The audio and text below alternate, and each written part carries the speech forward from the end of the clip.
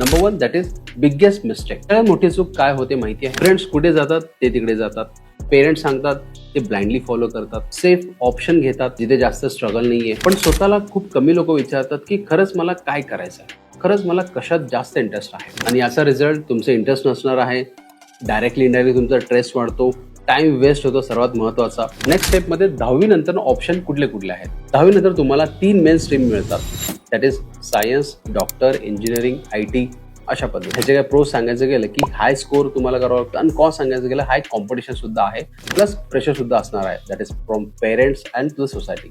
Second आहे that is commerce, जिथे तुम्ही CA, MBA किंवा बिझनेसच्या पॉईंट ऑफ व्ह्यूतून तुम्ही काम करू शकता. ह्याचे फायदे सांगायचे गेले की बिझनेस माइंडसेट स्टुडंटसाठी बेस्ट आहे.